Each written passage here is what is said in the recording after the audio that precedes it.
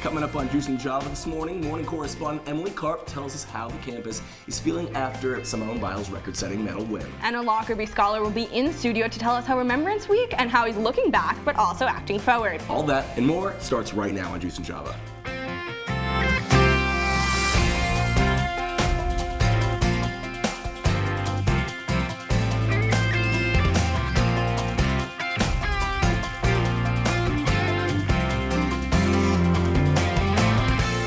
Good morning, I'm Landon Wexler. And I'm Lilia Wood. Thanks for starting your morning with us. Let's kick things off with the squeeze.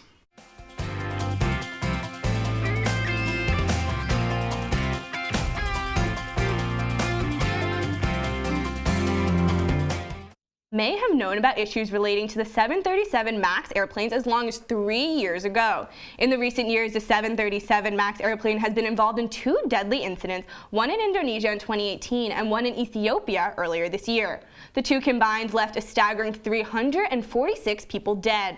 Investigators believe the plane's new flight control system, called MCAs, is at least partially to blame for the tragedies. MCAs repeatedly forced both planes to nosedives that led to deadly incidents. Now, newly revealed instant messages between the 2 technical pilots for Boeing in 2016 reveal that new members of the company may have known about the issue years ago. One of the pilots, then the chief technical pilot for the 737, discussed similar problems with MCAs in the text messages, according to transcript obtained by NPR. The 737 technical pilot wrote that there were still, quote, some real fundamental issues, also adding that Boeing engineers and test pilots were aware of it. And parents may be removing a staple from their baby's bath time routine. The popular baby brand Johnson & Johnson is recalling over 30,000 bottles of baby powder. This recall comes after the FDA found a small amount of asbestos in their baby powder bottles. The asbestos is believed to be linked to the highly used cosmetic chemical talc. The FDA stated that they cannot confirm at this time whether the positive results were due to cross-contamination or even a false positive. But Johnson & Johnson says the recall is cautionary and will continue to work with the FDA in order to ensure their products meet health standards. And according to the New York Blood Center, there's a critical blood shortage in New York State. Multiple factors have contributed to the blood scarcity, including a decline in high school and college-age donors, first-time donors, and donors overall. On top of the decrease in donors, there's also an increase in demand for blood, which is adding to the deficit. Now, despite the lack of blood, the New York Blood Center says there are ways to help. For example, one of their suggestions, hosting a blood drive, is taking place right on the Syracuse University campus. SU is holding a blood drive on Tuesday, October 22nd from 10:30 a.m. to 5:30 p.m. in Byrd Library.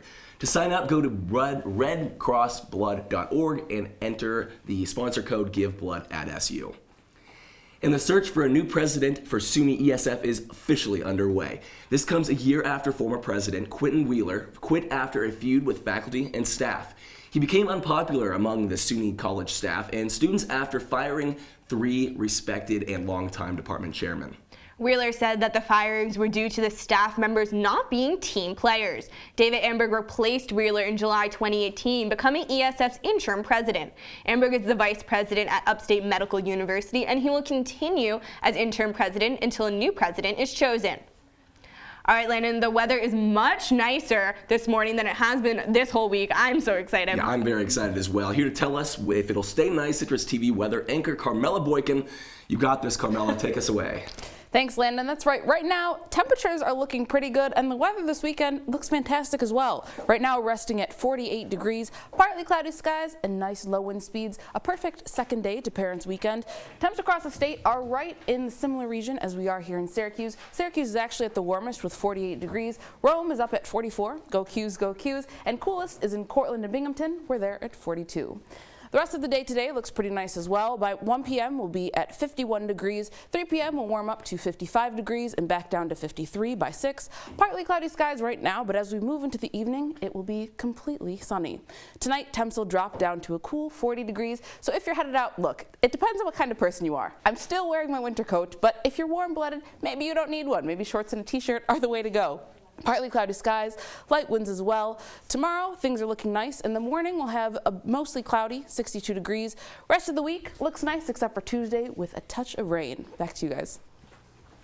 Thank you so much, Carmela. Sounds like we have a very exciting and very nice Parents Weekend ahead.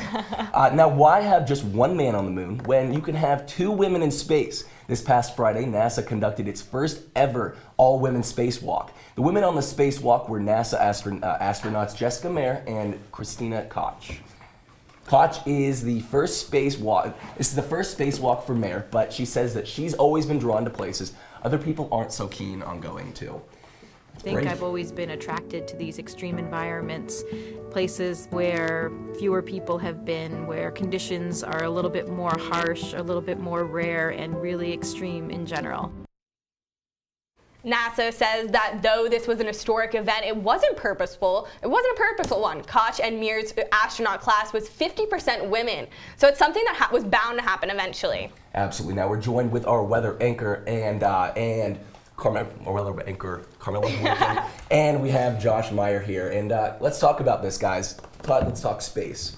All right, so I think that's because it was an accident, right? So it was bound to happen at some point, but I think it's really cool that they didn't purposely pick women. It just so happens that they were the ones in studio at the time that were working those positions that were like, hey, we need to go fix this, you know? Absolutely. I think this is amazing. Especially, okay, Hidden Figures came out a few years ago, right? And we saw women helping the first man get into the moon, to space. And I think it's kind of a full circle now to be able to have such a strong amount of women being able to just, put some women in space. No doubt. Now this was they were almost going to go. There was supposed to be a plan for these women to take on space, back in March. And the crazy thing is, the thing that held them back, they didn't have enough suits. They didn't have enough medium-sized suits. That's insane, And I did a little bit of research, found that these suits, especially, I think Teddy Roosevelt tested this out back in the day. Each spacesuit at the time cost $12 million. Wow. So maybe. Wow. Tough. Maybe a financial cut didn't help out. Okay, but it's smaller, so it should cost less. Everything in clothing should cost less. All female clothes is so much cheaper, right? Well, I think it's best. It's better to have a surplus of women and a shortage of suits than a shortage of women. You know? Amen, sister. Amen. All right, thanks guys for chatting with us. Up next, Juice and Java correspondent Josh Meyers will bring us back down to earth. He'll be back with us in studio to explain how to prepare for this year's flu season. Stick around.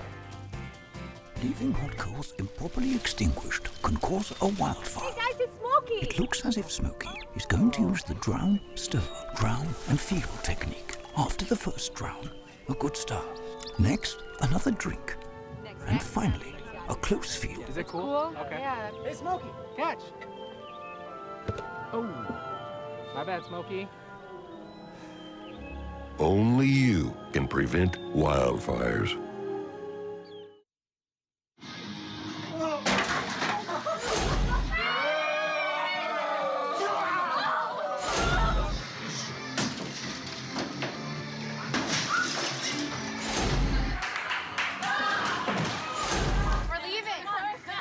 Most party fouls are pretty dumb.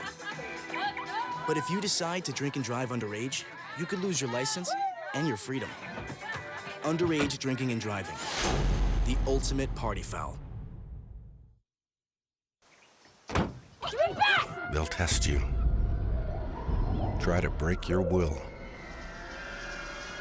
But however loud the loudness gets, however many cheese puffs may fly, you're the driver. The one in control. Stand firm. Just wait. And move only when you hear the click that says they're buckled in for the drive. Never give up till they buckle up. They call me Maxie, but I prefer tripod. I was your above-average four-legged homie, and then wham-bam minivan. Some people pity me. Now that's lame. I still run, fetch, and swim. And the ladies love me. I'm the ultimate wingman. Just don't ask me to high five.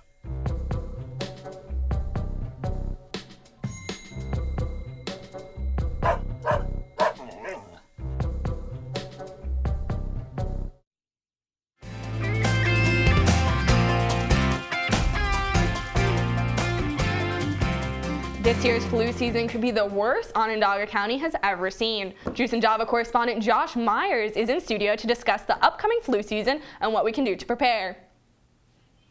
Thanks, guys. With flu season rapidly approaching, it's time to start getting your flu shot. And you should get it sooner rather than later because it looks like this flu season is going to be a bad one. To predict how our flu season is going to unfold, we look at how Australia fared this past summer with the flu, and it does not look good. Australia's Department of Health is saying that in this past season alone, 662 people have died from the flu, and more than 270,000 have gotten sick from the virus. And officials are saying this could be the worst flu season Australia has had in this country's history. And this beats the previous record from 2017, where over 250,000 people were infected from the virus. This is not good for the US because here in the United States, it's important that you get your flu shot as soon as possible. In fact, studies from the Center of Disease Control show that the vaccine reduces the risk of contracting the virus by 40 to 60%. On the other hand, it's important to note that the flu season in Australia doesn't always mirror how it's going to be like here in the US. Last year, for example, Australia had a very mild season, while we had a very long one. So there is a chance that we won't have it as bad as officials are predicting. But it's better to prepare for the worst. So here's what you could do to avoid contracting the virus. The single and best way to prevent from getting the virus is by getting your annual flu shot.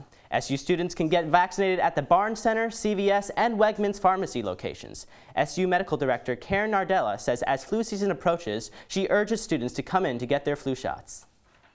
The average in the U.S. is about 45% of adults getting the vaccine, and 3,000 out of the student population is not near that number, although a number of students may get it at home or at a pharmacy, other places, but we do about 3,000. However, let's say you couldn't find the time to get vaccinated. There are still other precautions you could take to prevent the flu. All right, Josh, well, it seems like some serious business. What are some precautions we can do to avoid the plague's kind of going around campus? What can we do to further protect ourselves here? Yeah, so obviously you could simply wash your hands or cover your mouth when you sneeze. And also make sure you eat your fruits and vegetables, exercising. Just maintaining a good health is the most important way to stay healthy during this upcoming flu season. That's what Mom usually says. So that's the way to go. Always listen to your parents. I had my womb from when I got my flu shot earlier this week. When do you think that people should get their flu shot? What's the best time? So I think you should get your flu shot sooner rather than later. The flu season is just right around the corner. My best advice is to get it now, right now. Since the flu is right around the corner, it's better to stay safe than sorry. Yeah, I'm ahead of the game. No big deal. You gotta jump on it. But yeah, in prior years, it has gotten worse and worse, and more lives are being taken, so it gets a little bit more concerning every time. Yeah, definitely. Let's see. So, Josh, have you gotten your flu shot yet? I did. I got it earlier this week on Wednesday at the walk-in clinic at the Barnes Center. Yes, I was in that line too. You missed out. Sick invite, guys. Where the heck was mine? I'm sorry. Oh man, unfortunate. But yes, so with little kids, do you think it's probably very important with little kids? Right? Oh yeah, definitely. This flu virus is going to be very bad this season, so it's very important that you get your kids vaccinated as soon as possible. Perfect. Thank you so much, Josh. And when we come back, in honor of Simone Biles' record-breaking 24-medal win, Juice and Java correspondent Emily Karp teaches us some gymnastics. And later on in the show, remembered scholar Rowan is in studio to tell us about the emotional-filled week and what it means to him. Keep it here. Patriotism. It inspires passionate debate. It's worn like a badge of honor with good reason. Because it means love and devotion for one's country. But what really makes up this country of ours? It's the people. To love America is to love all Americans. This year, patriotism shouldn't just be about pride of country. It should be about love. Love beyond age, sexuality, disability, race, religion, and other labels. Because love has no labels.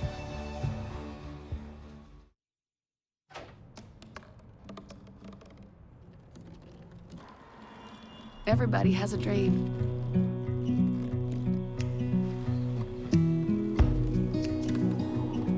Mine was to see the ocean. And with a little help, I made it.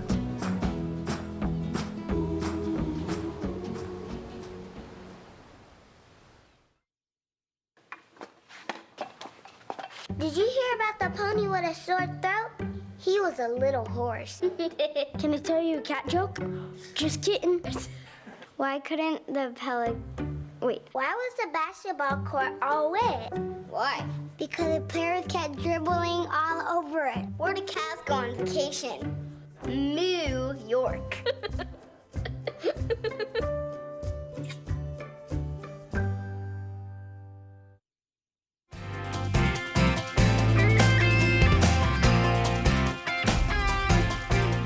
And we're back here on Juice and Java. Simone Biles recently broke the world record for the most medals won by any gymnast at the Gymnastics World Championship this past Sunday. Juice and Java morning correspondent Emily Karp went to see the university's reaction to this amazing feat. With 19 gold medals, Simone Biles has recently become the most decorated gymnast of all time. Not only is she iconic for creating 4 new moves, of which are also named after her, but she also serves as a role model to women everywhere. Let's see what people have to say about her. What role do you think that Biles plays for female empowerment since she's a woman? I think it's just like really cool that not only as a woman but as a woman of color, like Simone Biles shows that you can really do anything, even like when like the whole world is against you. How do you feel about Simone becoming one of the greatest athletes of all time? I think it's incredibly impressive that someone so young was able to have such great feats in a sport. How do you feel that Simone Biles has changed the athletic game for both females and males? I think it's great that any woman is given the opportunity to actually display her athletic prowess, and the fact that she's been making the news is great in general. I'd like to say it shows times are changing, but at the very least, I think it gives other women opportunities, gives girls someone to use as a role model. How do you feel that she contributes to American pride in any way, like taking home all the gold medals for America? Thank you. I'm really happy for her. I think that she's doing what we all wish we could be able to do. Money! Just keep making history, Simone Biles.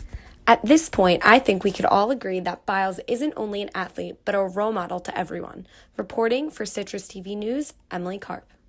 So Emily just taught us so much about Simone Biles. She did. A ton about her. Now, she's going to try to teach us how to be Simone Biles. The moves and all that. How do we do it, Emily? Yeah, so maybe we can't be Simone Biles, but I could definitely teach you how to do some somersaults and cartwheels and maybe even some round-offs. I'm down. Let's get to it. Okay, so I thought first we would do a cartwheel. As long as it's the most basic move possible. Yes, no, definitely. So you're going to start with putting whichever foot you feel is more dominant, comfortable first, and then put the other one a little bit back. And then you put your arms up and just kind of flip over. Just kind of flip. All right, sounds good. So just kind of like this.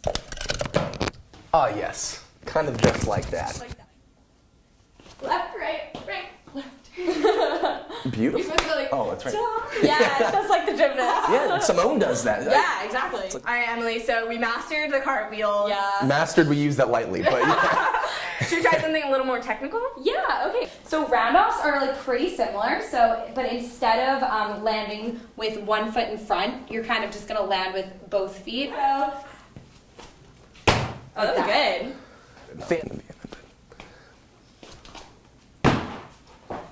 Yeah, amazing. Good job. That was a good one. Do you guys want to do handstands? Sure. Sounds like a plan.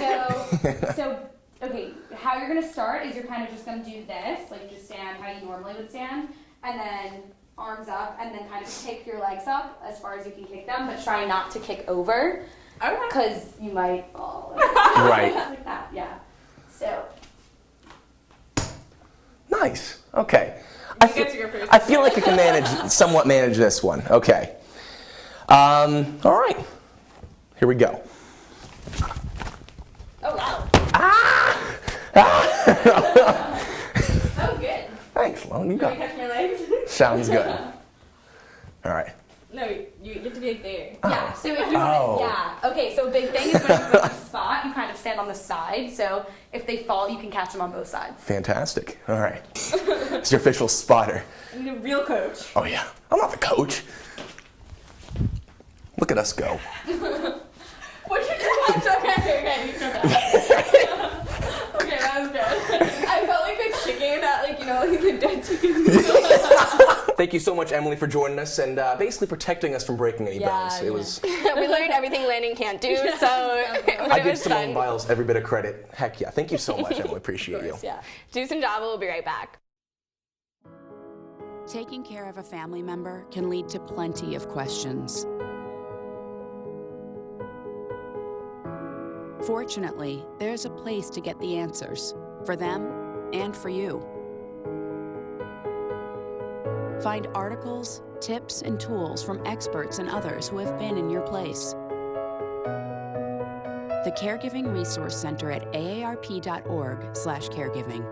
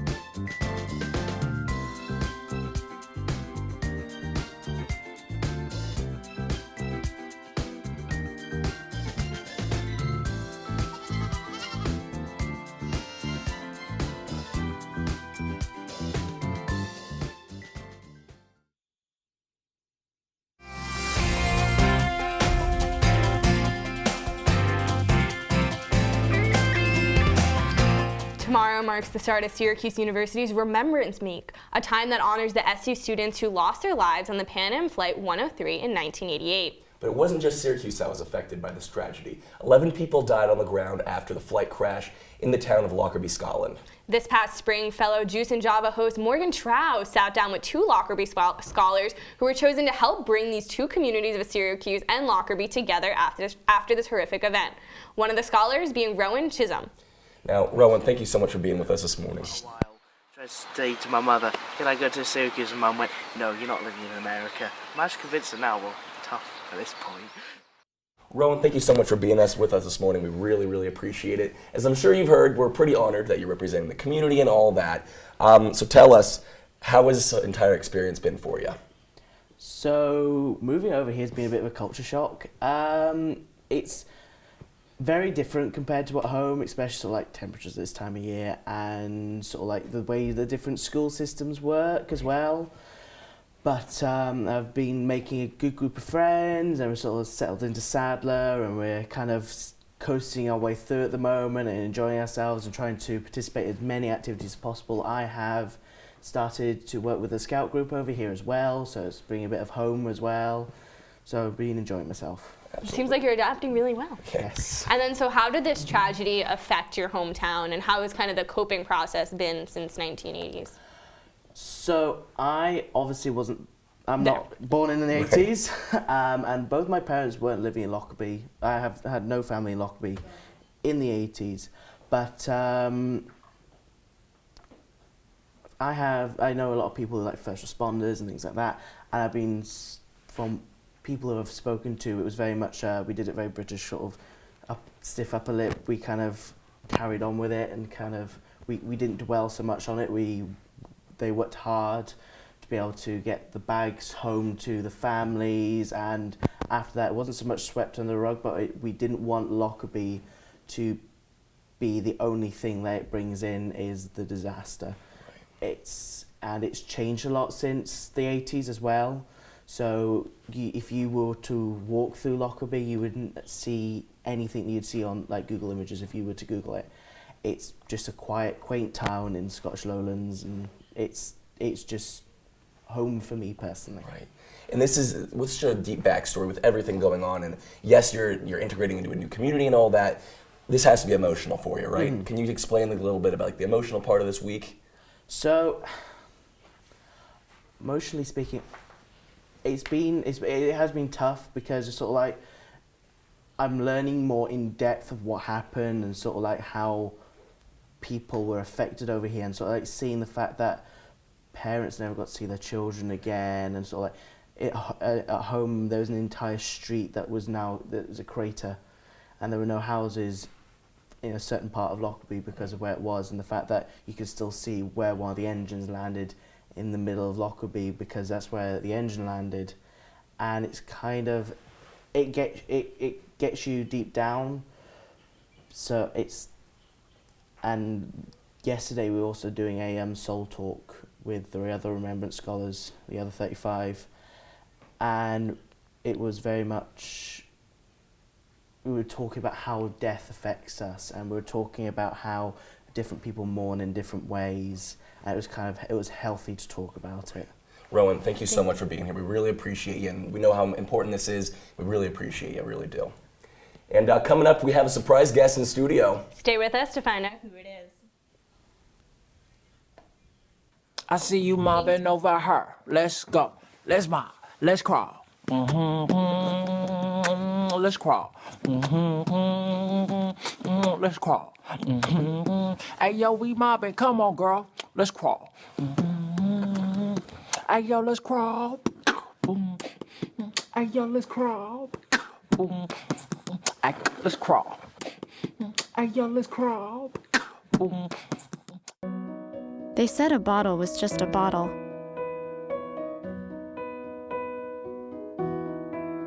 That no one would ever notice me.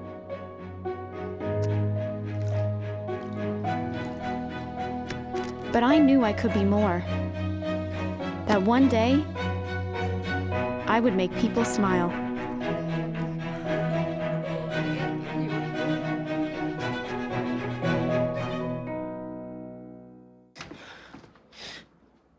Your daughter just had her first breakup. Do you A, put yourself in her shoes? B, console her? Don't worry, sweetie.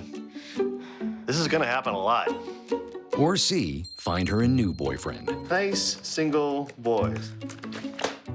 That was weird. As a parent, there are no perfect answers. But you don't have to be perfect to be a perfect parent. Thousands of teens in foster care will love you just the same.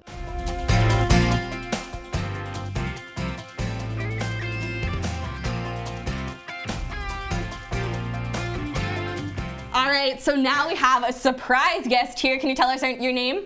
What's your name? Alex, and he is a trick-or-treat fanatic. He is. Like most kids are, but except he has so many different characteristics, this one. He's a champ. In fact, I think there's a video that... should we cue the video? I think we should cue the video. A little hype video for Al. Spirit. Barbecuing. Filter using. Flosser. He's even well-behaved at church. Introducing Alexander. Now understand, you are an inspiration to trick-or-treaters, to churchgoers, to everything really, little kids. How do you feel, pal? Good. Good. All right, and what's your favorite candy? What should we be trying here? Okay, should we try these first? Yeah. What is it? Vampire. A vampire? Okay, taste it and tell me if it's a trick or a treat. Do you want some, Landon? You know what? Why not? Here at Juice and Java, we start our morning with candy. What do you think? Is it good or bad? Oh, come on.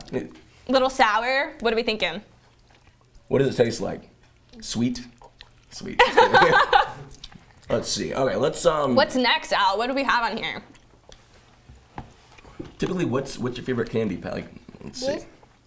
Oh, I don't know. You want to try it? Tell me if it's good.